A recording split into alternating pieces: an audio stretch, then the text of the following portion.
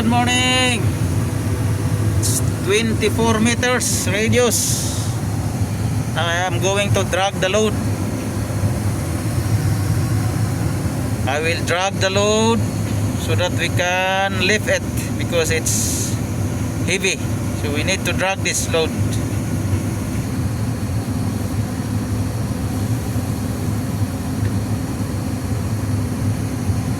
It's dragging already, drag already.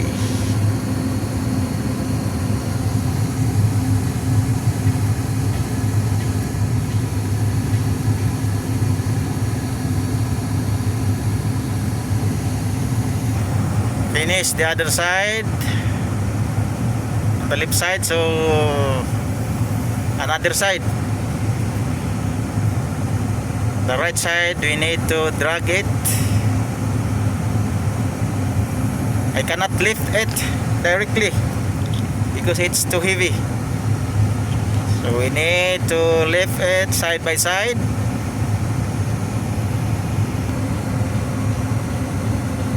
The rigger is giving me a signal now. Oh, stop.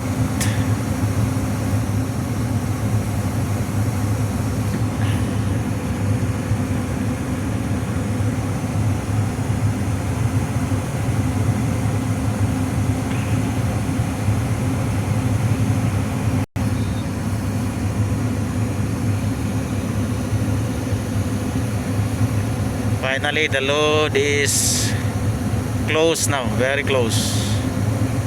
I mean, it's closer.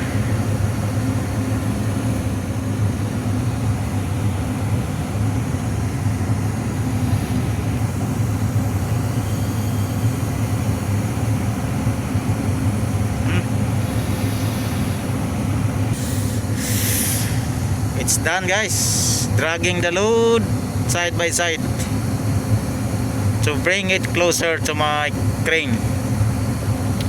This is the best technique to avoid tipping of the crane, to avoid overload. So we use dragging technique,